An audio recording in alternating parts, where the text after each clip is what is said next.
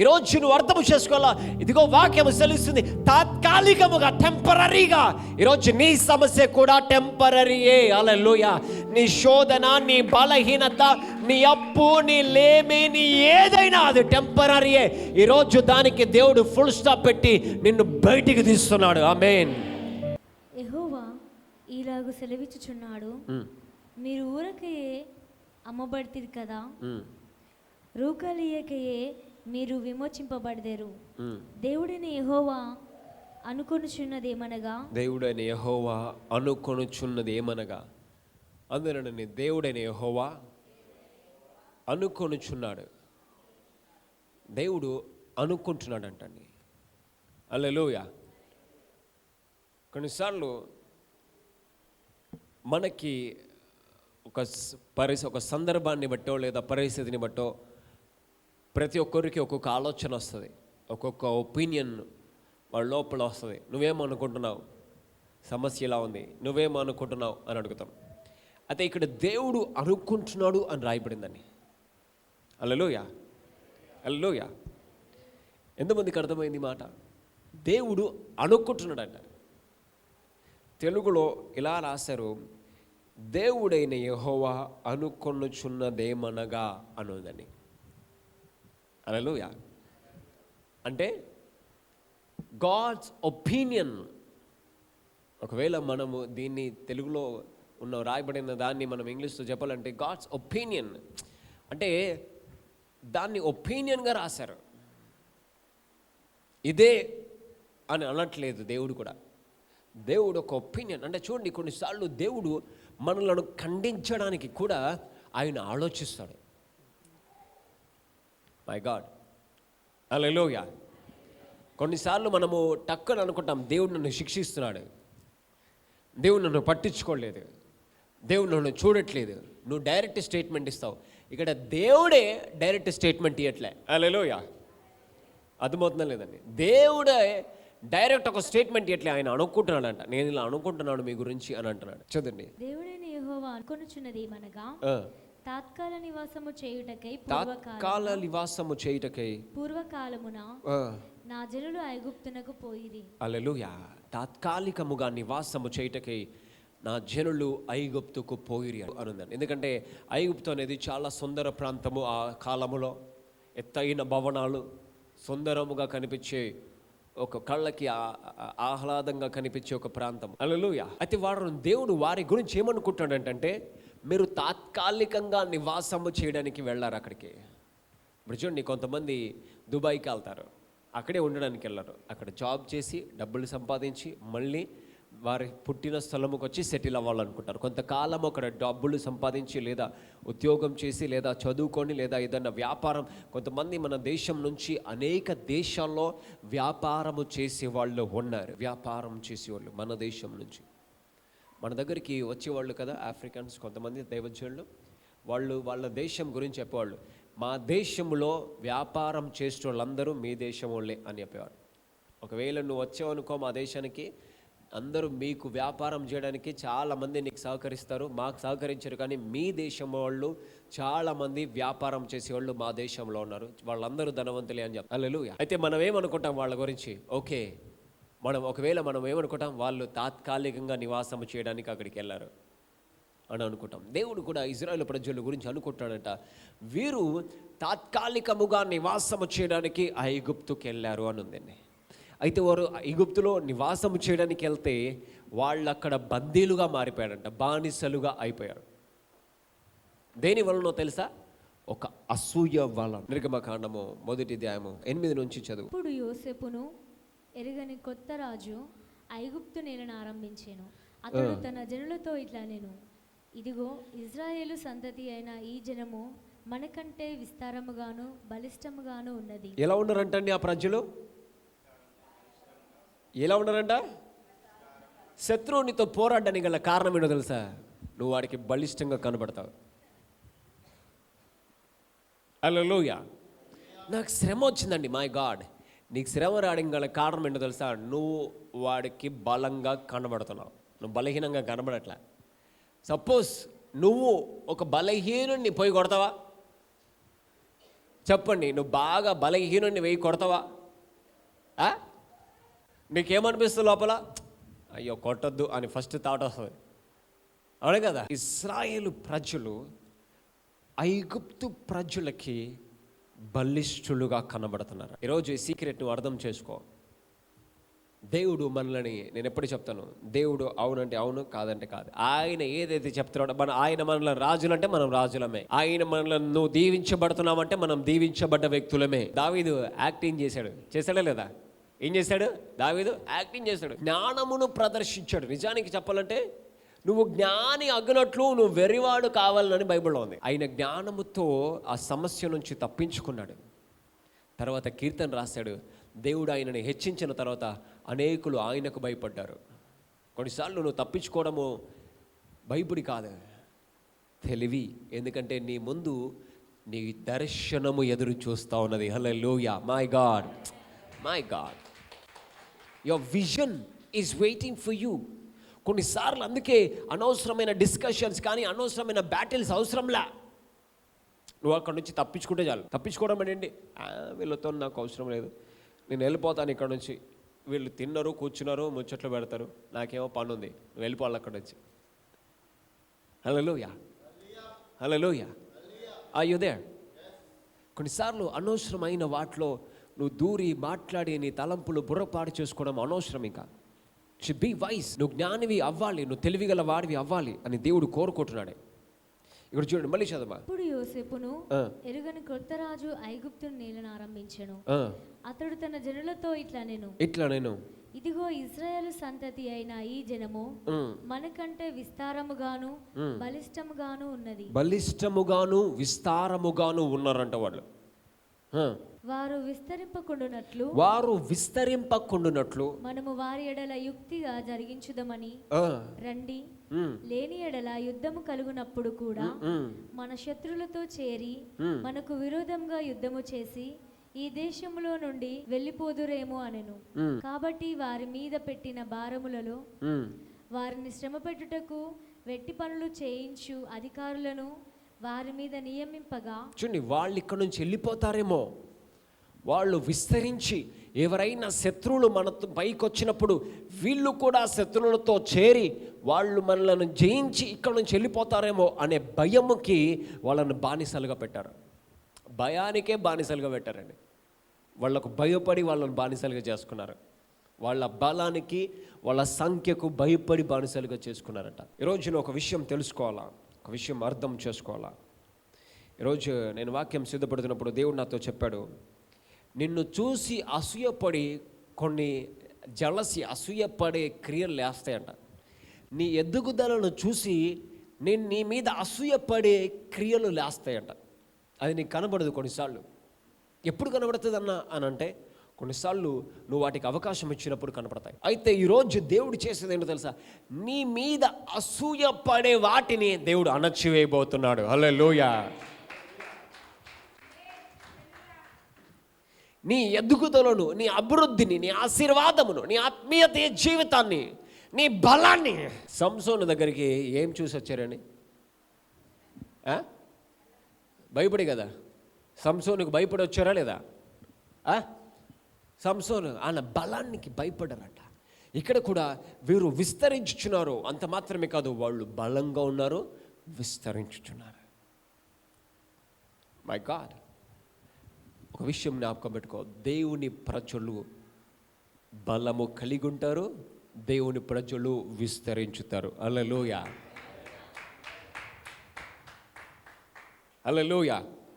ఎంతమందికి మాట అర్థమైంది? చూడండి, కీర్తనలో 29:11, యెహోవా తన ప్రజలకు బలమును అనుగ్రహించును. యెహోవా తన ప్రజలకు సమాధానము కలగజేసి వారిని ఆశీర్వదించును. దేవుడు తన ప్రజలకి బలాన్ని ఇస్తాడు, దేవుడు తన ప్రజలకి సమాధానాన్ని ఇస్తాడు, దేవుడు తన ప్రజలని ఆశీర్వదిస్తాడు. Hallelujah, hallelujah. It's a quality of father. తండ్రి యొక్క లక్షణం అది. అందుకే మనం ఏమని ప్రార్థన చేస్తాం? నా తండ్రి అని ప్రార్థన చేస్తాం. నీ తండ్రి అంట నీకు బలాన్ని ఇస్తాడు, సమాధానాన్ని ఇస్తాడు, నిన్ను ఆశీర్వదిస్తాడు. ఒకవేళ నీ మీద అసూయతో ఏదైనా ఈరోజు లేస్తా ఉంటే దేవుడు దాన్ని అణచివేయబోచున్నాడు. హల్లెలూయా. దేవుడు దానిని అణచివేయబోచున్నాడు. హల్లెలూయా. కొన్నిసార్లు మనం అతి మంచితనం పోతాం, ప్రతి దాన్ని చేర తీసుకుంటాం, ప్రతి దానికి అవకాశం ఇస్తాం, ప్రతి వారికి సహాయం చేయాలని అనుకుంటాం. కానీ దుష్టులు కొన్నిసార్లు నీకు వ్యతిరేకంగా మాట్లాడతారంట, నీకు వ్యతిరేకంగా అసూయ కలిగి ఉంటారంట, నీకు వ్యతిరేకంగా నిన్ను గాయపరిచే మాటలు మాట్లాడాలని అనుకుంటారంట. కొన్నిసార్లు నువ్వు అనుకుంటావు మనవాళ్ళేలే, కానీ కొన్నిసార్లు నీకు తెలీదు. కానీ ఎప్పుడైతే తెలుస్తుందో నువ్వు మళ్ళీ బాధపడతావు. అయ్యో, నేను వీళ్ళ గురించి ఇలా ప్రార్థన చేస్తున్నాను, వీళ్ళేమో ఇలా ఆలోచిస్తున్నారు, వీళ్ళు రక్షింపబడాలి, వీళ్ళు భారమును పొందాలి, వీళ్ళు దీవించబడాలని నీకుంటుంది. కొన్నిసార్లు చాలామంది అంటారు, మా బంధువులే అన్న మాకు వ్యతిరేకంగా మాట్లాడుతున్నారు. ఒక తల్లి అన్నది, నా కుమారునికి జాబ్ వచ్చిందని చాలామంది అసూయపడుతున్నారన్న అని అన్నది. హల్లెలూయా. చాలా కాలము ఆ తల్లికి ఒకటే కుమారుడు, చాలా కాలం వారు లేమిలో ఉన్నారు, ఎవరు సాయం చేయలే, వాళ్ళు కష్టంలో ఉన్నారు, ఎవరు అన్నం పెట్టలే. కానీ కుమారునికి దేవుడు వాళ్ళ ప్రార్థన విని జవాబిస్తే వాళ్ళు ఇతరులు చూసి అసూయపడడం మొదలుపెట్టారు. దగ్గరికి తీసుకోవట్లే, ఫంక్షన్స్కి పిలవట్లే, పలకరించట్లే, నా అసూయపడుతున్నారన్న. హల్లెలూయా. ఈరోజు నిన్ను గాయపరచేది అది ఏదైనా, లేదా నీ మీద అసూయపడి వ్యతిరేకంగా లేచే ఏ శ్రమ అయినా దేవుడు దానిని నిర్మూలము చేయునుగాక. హల్లెలూయా. హల్లెలూయా. యెషయా 52. దేవుడైన యెహోవా అనుకున్నదేమనగా, తాత్కాల నివాసము చేయుటకై పూర్వకాలమున నా జనులు ఐగుప్తునకు పోయిరి. తాత్కాలికముగా నివాసము చేయడానికి వెళ్తే వారిని బంధించి హింస పెట్టడం మొదలు పెట్టారట. ఆల్రెడీ వాళ్ళు బానిసలుగా పనిచేస్తున్నారు, వాళ్ళు విస్తరించొద్దని వారికి అధిక బరువును వాళ్ళ మీద పెట్టారంటండి. వాళ్ళు దీవించబడద్దు, వారు సమాధానంగా ఉండొద్దు అని వారి మీద అధిక బరువును పెట్టారంట. మళ్ళా కొన్నిసార్లు ఎలా ఉంటుందంటే, అసలే భారం ఉంటుంది, ఇంకా భారం పెరిగింది, ఇంకా సమస్య పెరిగింది అని అర్థం కావట్లా ఏం చేయాలో. ఇది ఎందుకు వస్తుందో తెలుసా? అసూయ, జలసీ. మరి నిన్ను ఎలా దాటాలి? దీన్ని ఏం చేయాలి? దీన్ని ఎలా దాటాలన్నా నా వల్ల ఈరోజు దేవుడు నీ మీద కృప చూపబోతున్నాడు. ఎంత గొప్ప కృప చూపబోతున్నాడంటే, నీ భారమంతా తేలికగా సులువుగా దేవుడు చేయబోతున్నాడు. నీ భారమంతటిని దేవుడు తేలికగా సులువుగా చేయబోతున్నాడు. నీ ఇరుకంతటిని దేవుడు తొలగించబోతున్నాడు. నిన్ను విశాలపరచి నిన్ను విస్తరింప చేయబోతున్నాడు. హల్లెలూయా. ఇప్పుడు చదువుదాం యెషయా గ్రంథము 52 మొదటి వచనం నుంచి. సియోను లెమ్ము, లెమ్ము, నీ బలము ధరించుకొనుము. మై గాడ్, ఇశ్రాయేలు ప్రజల పరిస్థితి ఎలా ఉందంటే, ఒక సమయంలో వారి పెట్టిన ఒత్తిడికి వాళ్ళు తట్టుకోలేక వారి మైండ్ కూడా ప్రెషర్ అయిపోయింది, హృదయం సహించలేకపోయింది, మనస్సు సహించలేకపోయింది. అందుకు వాళ్ళు అనుకున్నారు, బ్రతుకుతే చాలు, ఈ బానిసలుగా ఈ చాకిరి మేము చేయలేము, మా వల్ల అవ్వదు, దేవా మా మీద కనికరం చూపు, మా మీద కృప చూపు అని అడిగారు. హల్లెలూయా. హల్లెలూయా. ఈరోజు కొన్నిసార్లు ఏం తోచదు, ఏం చేయాలి, అసలు నేను ఎలా చేయాలా, ఎలా ప్రవర్తించాలి, ఎలా నిలబడాలి, దీన్ని అసలు ఎలా దాటాలా నాకు అర్థం అవ్వట్లా. హల్లెలూయా. మనం మర్చిపోతాం, సమస్యను చూసి మనం మర్చిపోతాం. ఏం మర్చిపోతామో తెలుసా? దేవుడు నా లోపల నివాసము చేయుచున్నాడు అనే విషయం మర్చిపోతాం. నా లోపల ఆయన నివాసము చేయుచున్నాడు అనే విషయం మర్చిపోతాం. ఇక్కడ చూడండి, దేవుడు అంటున్నాడు, సియోను లెమ్ము, లెమ్ము, నీ బలమును ధరించుకొనుము. నీ బలమును, దేవుడు అంటున్నాడు, నీ బలాన్ని ధరించుకో అంటాడు. హల్లెలూయా. హల్లెలూయా. హల్లెలూయా. ఏ ఇజ్రాయేలు ప్రజలు భయముతో ఐగుప్తును చూసి భయం పడ్డారో ఆ ఇజ్రాయేల్ ప్రజల గురించి ఐగుప్తు ప్రజలు ఏమన్నారో తెలుసా? వీళ్ళు బలవంతులు అని అన్నారు. హల్లెలూయా. అవునా కదా? ఇందాక మనం ఏం చదివాం? ఐగుప్తు ప్రజలు ఆ ప్రజల గురించి ఏమంటున్నారు? వీళ్ళు బలిష్ఠులు అని అంటున్నారండి. అంటే ఫస్ట్ వాళ్ళు భయపడ్డారా, వీళ్ళు భయపడ్డారా? వాళ్ళే భయపడ్డారా. తర్వాత వీళ్ళ లోపల వాళ్ళు పెట్టే చాకరికి భయం వచ్చింది, ఆ బానిస తత్వానికి భయం వచ్చింది. ఈరోజు నువ్వు ఒక విషయం జ్ఞాపకం పెట్టుకో, మొదట నీకు భయం రాలా, నీ శత్రువుకే నువ్వంటే భయం వచ్చింది. మొదట నువ్వు సమస్యలో లేవు, నీకొచ్చే ఆ ఒత్తిడిని బట్టి నువ్వు అనుకుంటున్నావు నువ్వు సమస్యలో ఉన్నావని. నాకు లాభం లేదు, వ్యాపారం లేదు, నాకు అభివృద్ధి లేదు అని అనడానికి వీల్లేదు. నీ నోటి వెంబడి ఆ మాట తెప్పించాలనే అపవాది నిన్ను హింసలో పెడతాడు. అయ్యోదే, అందుకే నేను ఎప్పుడు చెప్తాను, నీ నోటిని నువ్వు జాగ్రత్తగా కాపాడుకోవాలా. వాక్యం సెలవిస్తుంది, బలహీనుడు ఆయన నామమున నేను బలవంతుడనని అనాలంట. ఎందుకు అనాలంట? దేవుడు ఆయన ప్రజలకి బలాన్ని అనుగ్రహిస్తాడు. హల్లెలూయా. దేవుడు తన ప్రజలకి బలమిచ్చువాడు. అందుకే ఆయన ప్రజలు బలవంతులు. హల్లెలూయా. నీ పక్కన వారికి చెప్పండి, నువ్వు బలవంతుడు అని చెప్పండి. చెప్పండి, నేను బలవంతుడను, నేను బలవంతురాలను. First that we should believe. మొట్టమొదటిగా నువ్వు నమ్మాలా, నేను నమ్మాలా, నువ్వు అర్థం చేసుకోవాలి, నేనే బలవంతుడను. నిన్నటి రోజు మేము ప్రసంగం చేశాను. నిన్నటి రోజు ప్రజలు వారి హృదయాల్లో తెరబడ్డాయి. నేను ఒకటే ప్రార్థన చేశాను, ప్రభువా ప్రజలు హృదయము తెరబడాలా, నిన్ను తెలుసుకోవాలా, ప్రజలు నిన్ను చూడాలా, they should see you, they should experience you అని నేను ప్రార్థన చేశాను. ఎందుకు తెలుసా? వారి హృదయం ఎప్పుడైతే తెరవబడుతుందో వారు దేవుణ్ణి చూస్తారు. ఈ దుష్టుని ఆలోచన కూడా అదే. దుష్టుడు ఏం చేస్తాడంట? వాడి తలంపులు నీ లోపల పెడతాడంట. అందుకే దేవుని వాక్యం రాయబడింది కీర్తనలో మొదటి వచనంలో, దుష్టుని ఆలోచన చొప్పున నడవక. నువ్వు నడవలసింది దుష్టుడు నీకిచ్చే ఆలోచన చొప్పున కాదు, దేవుడు నీకిచ్చే ఆలోచన చొప్పున నువ్వు నడవాలా. ఆమేన్.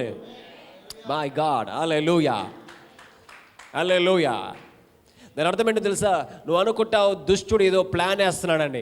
నువ్వు అది కాదు, నువ్వు ఆలోచించాల్సింది, దేవుడికి నా పట్ల ఒక ప్లాన్ ఉంది అని నువ్వు ఆలోచించాలా.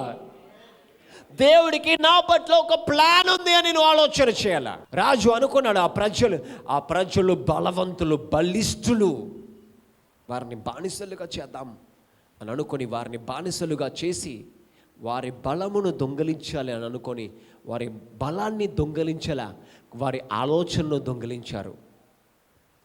My God, are you there? Are you there? I want to hear this statement. వారి బలాన్ని దొంగలించలే, వారి ఆలోచనను దొంగలించారు. అందుకే వాళ్ళు చూసి తర్వాత ఇజ్రాయేలు ప్రజలు ఐగుప్తును చూసి భయపడ్డారు. ఎందుకు భయపడ్డారు? ఫస్ట్ వీళ్ళంటేనే వాళ్ళకి భయం. హల్లెలూయా. ఈరోజు నువ్వు అర్థము చేసుకో, నీ సమస్యకి నువ్వంటేనే భయం. That you should not fear. ఈరోజు నువ్వు అర్థము చేసుకోవాలా. ఇదిగో వాక్యం సెలవిస్తుంది, తాత్కాలికముగా, టెంపరరీగా. ఈరోజు నీ సమస్య కూడా టెంపరరీయే. హల్లెలూయా. నీ శోధన, నీ బలహీనత, నీ అప్పు, నీ లేమి, నీ ఏదైనా అది టెంపరరీయే. ఈరోజు దానికి దేవుడు ఫుల్ స్టాప్ పెట్టి నిన్ను బయటికి తీస్తున్నాడు. ఆమేన్.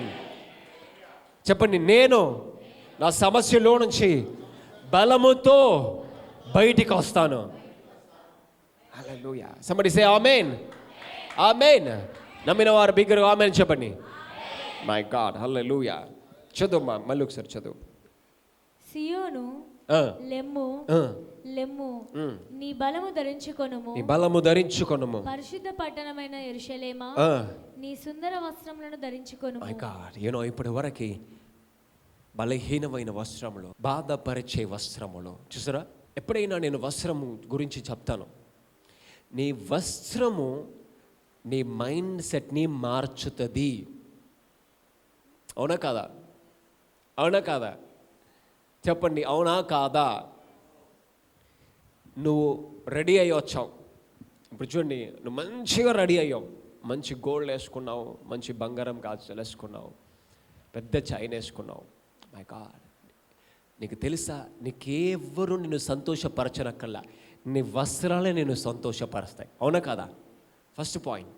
నువ్వు మంచి సూట్ వేసుకున్నావు, మంచిగా రెడీ అయ్యావు, నీ పర్స్లో డబ్బులు ఉన్నాయి, మంచి కాస్ట్లీ వాచ్ పెట్టావు. మై గాడ్, హల్లెలూయా. నువ్వు ఎవరు పలకరించకపోయినా ఆల్రెడీ నీ ముఖం మీద నవ్వు వస్తుందండి. You will greet them with smile. నువ్వు వారిని పలకరిస్తావు సంతోషంతో. దేవుని వాక్యం సెలుస్తుంది, నువ్వు సుందర వస్త్రములు ధరించుకో. నీ బాధ నిన్ను బలహీనపరిచే వస్త్రముల నుంచి నువ్వు బయటికి రా. Clothing is anointing. Clothing is a covering. Covering అంటే ఏంటో తెలుసా అండి? నీకు ఒక ప్రొటెక్షన్, కాపుదల. అర్థమవుతుందా లేదా? వస్త్రము నీకు ఒక కాపుదల. ఇప్పటిదాకా నిన్ను బాధపరిచే వస్త్రమును ధరించుకున్నావు. అందుకే ఆ వస్త్రమును చూసినప్పుడల్లా నీకు బాధ, కలవరం, శ్రమ. అయ్యో నాకు ఇది లేదే, అయ్యో నా వల్ల ఇది అవ్వట్లేదే, నేను ఇది పొందుకోవట్లేదే, నేను ఇది తీసుకోవట్లేదే అనే బాధ నీకుంది. దేవుడు అంటున్నాడు, ఆ బాధ వస్త్రమును తీసి ఉల్లాస వస్త్రమును ధరించుకో, సంతోష వస్త్రమును ధరించుకో. వాటిని చూడకు, వాటిని చూసి నీ హృదయమును గాయపరచుకోకు. Try to appear yourself beautifully. నిన్ను నువ్వే సుందరముగా కనిపించడానికి వస్త్రము ధరించు. ఒకవేళ ఇది ఎవరైనా చూసి ఇలా అని చెప్తున్నాడు అని అంటే అలాగే రాయబడింది, అంతకంటే నేనేం చెప్పలేను. అలాగే రాయబడింది అక్కడ. హల్లెలూయా, హల్లెలూయా. చెప్పండి, దేవుడు ఏం రాయబడిందని చెప్పండి? నీ సుందర వస్త్రములు ధరించుకో అని రాయబడింది. నేనేం చెప్పాలా? పాత బట్టలు వేసుకొని రమ్మని చెప్పాలా? అప్పుడు మంచోనా? ఏదైనా మంచి 4 ఉంటే లాస్ట్ ఏదైతే బాగాలేదో అది వేసుకొని రమ్మని చెప్పాలా? బెస్ట్ వేసుకొని రమ్మని చెప్పాలా? ఆడ దేవుడే నీ సుందర వస్త్రములు ధరించుకోమని అంటున్నాడు. వెదర్ ఇట్ మే బి ఆత్మీయంగా కావచ్చు, నువ్వు వేసుకునే వస్త్రములైన మంచివి, ప్రశస్తమైనవి వేసుకో అని అంటున్నాడు. సరే, దేవుడు అన్నాడు, ఆత్మీయంగా చెప్పాడు, మీరు లోకపరంగా ఇష్టానుసారంగా రెడీ అయ్యి రమ్మంటున్నారు అని అన్నారు అనుకోండి. నీ మాటకే వద్దాం. నువ్వు ఇష్టానుసారంగా వచ్చావు, నీకన్నా నెమ్మది ఉంటుందా? చెప్పండి, నీకైనా నెమ్మది ఉంటుందా? నెమ్మది ఉండదు. నీకే నెమ్మది ఉండదు, నీకే సమాధానం ఉండదు, నీకే సంతోషం ఉండదు. పెద్ద ఫంక్షన్కి వెళ్ళావు, ఇష్టానుసారంగా పాత బట్టలు వేసుకొని ఇలా చినిగి, ప్యాంటు చినిగి, షర్టు చినిగింది వేసుకొని వెళ్ళావు. కూర్చుంటావా 1 గంట సేపు అందరి ముందు? నువ్వే కూర్చో. లేదా మంచి డ్రెస్ వేసుకొని వెళ్ళావు ఫంక్షన్కి, అందరికి కనబడేలా ఫంక్షన్ అంతా తిరుగుతావు నడుచుకుంటా, కూర్చో ఒక దగ్గర. హల్లెలూయా. నీ పాత బట్టలు వేసుకొని పోతే నేను ఎవరైనా పట్టించుకుంటారా? Your clothing replicates your God. నీ వస్త్రములు నీ ప్రభువునికి సూచనగా కనపడుతున్నాయి. ఒకనొక సందర్భాల్లో నీ వస్త్రములు నీకు ఒక ఘనత తెస్తుంది. హల్లెలూయా. యేసు ప్రభు వస్త్రమును చింపకుండా ఆయన వస్త్రము కాస్ట్లీ వస్త్రం ఆయన వేసుకున్నాడు. కాస్ట్లీ అంటే మరీ కాస్ట్లీది చెప్పాను, నువ్వు మళ్ళీ డైవర్ట్ చేసుకోకు. మంచి వస్త్రం ఆయన వేసుకున్నాడు.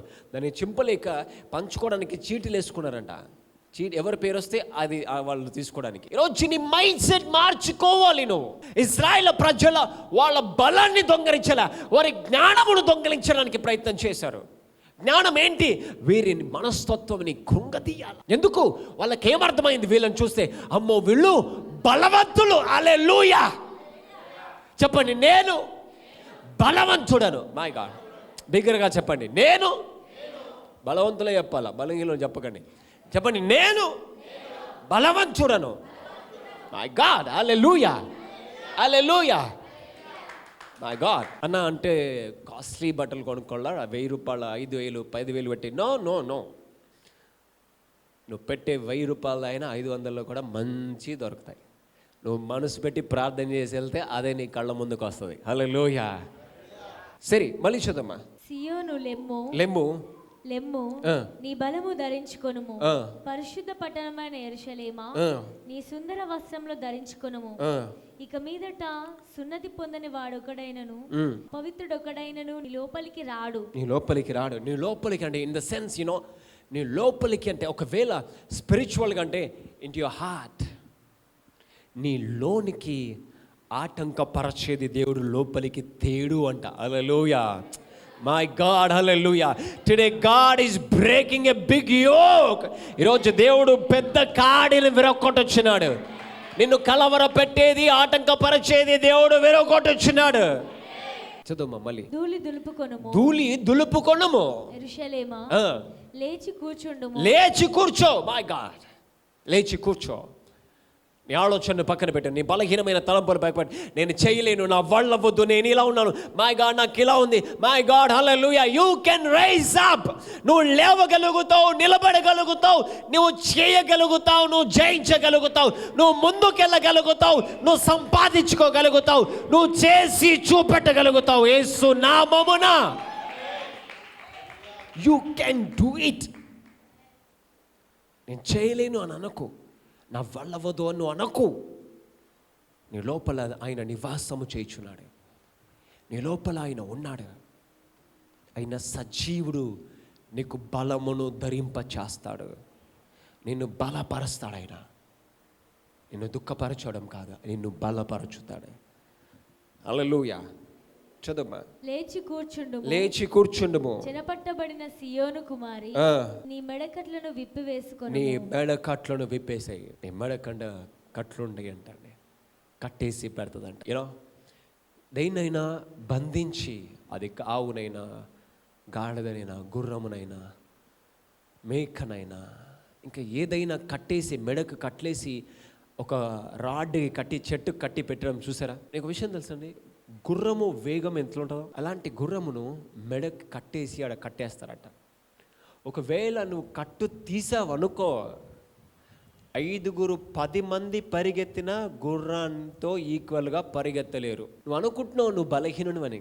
కాదు, నీ కట్లు తీసేసి చూడు, నువ్వు పరిగెత్తితే నిన్ను ఎవరైనా పట్టుకుంటారేమో. Hallelujah. Are you there? Are you there? నీ బలహీనమైన ఆలోచన పక్కన పెట్టి చూడు. నా వల్లవద్దు, నేను చేయలేను, ఉద్యోగము లేదు, మై గాడ్ లేదు అని నువ్వు అనకు. ఒకసారి వాక్యం చదువు, 10 సార్లు చదువు, ధ్యానించు. పోయిన వారం చెప్పాను, మెడిటేట్. లేదు అనే ధ్యానించడం పక్కన పెట్టి ఉన్నది అనేది ధ్యానించు. నీ మెడకట్లు విప్పుకో, బలము ధరించుకో, కూర్చొని ధ్యానించు. Meditate your success, not your failures, because success is our portion. దేవుడు మనకు విజయమును అనుగ్రహించాడు. హల్లెలూయా. అపజయమును కాదు, క్రీస్తు యేసునందు మనకు అత్యధిక విజయము అని వ్రాయబడినది. రోమీలకు రాసిన పత్రిక 8వ అధ్యాయంలో ఇక్కడ వ్రాయబడింది, నీ మెడకట్లను విప్పుకో. ఎన్ని విప్పాలట? నీ మెడకట్లని విప్పు. Just break it, that problem. నేను చేయలేను, నా వల్ల అవ్వదు అనే తలంపులో నుంచి బయటికి రా. నాకు పాట పాడరాదండి అన్న, నాకు కొంచెం ప్రేయర్ చేయాలంటే సిగ్గు అన్న. మై గాడ్, మై గాడ్, హల్లెలూయా. నీకు ఒక ఉద్యోగం రావాలి, సిగ్గుపడుతూ ప్రార్థన చేస్తావా? నీ గదిలో ఇంటర్వ్యూకి వెళ్ళాలి, ఇంటర్వ్యూలో సిగ్గుపడుతూ కూర్చుంటావా? కొన్ని చోట్లకి వెళ్తే ప్రేయర్ చేయండి అని మైక్ ఇస్తే రాదండి, తర్వాత చేస్తానండి. ఎక్కడ చేస్తావు? ఏదైనా వెన్ యూర్ నాట్ బోల్డ్, నువ్వు ధైర్యముగా లేకుంటే it will become advantage to demon. అపవాదికి అది అవకాశంగా మారుతుంది, పట్టుకుంటుంది నేను అక్కడనే. నేను భయపెట్టాలని చెప్పట్లా, నీ ధైర్యము కావాలి అని అంటున్నాను. Your boldness is important. నీ ధైర్యము అవసరము. చెప్పండి, అవసరము. మళ్ళీ చెప్పండి, ధైర్యము అవసరము.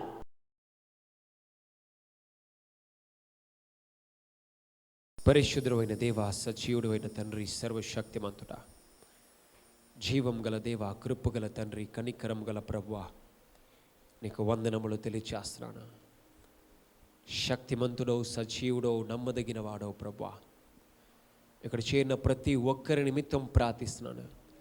నీ సన్నిధి వారితో ఉండునుగాక, నీ శక్తి వారికి అనుగ్రహించుదువుగాక, నీ బలమును వారికి ధరింప చేయుదువుగాక, ప్రతి ఆటంకము నుంచి, భయము నుంచి విడుదల కలుగునుగాక, ప్రతి బలహీనతల నుంచి, ప్రతి శోధన నుంచి యేసుక్రీస్తు నామమున విడుదల కలుగునుగాక, క్షేమము స్వస్థత కలుగునుగాక. నీ బలమైన హస్తము చాపండి, సమాధానముతో, సంతోషముతో, నెమ్మదితో నింపండి. నీ దూతలను పనిలో పెట్టి ప్రతి కాడిని, ప్రతి భారమును, ప్రతి ఇరుకును తొలగించుమని, నీ సన్నిధిని తోడుగా ఉంచి దీవించి ఆశీర్వదించి దయచూపమని యేసు క్రీస్తు నామమున ప్రార్థిస్తున్నాము తండ్రి. ఆమేన్.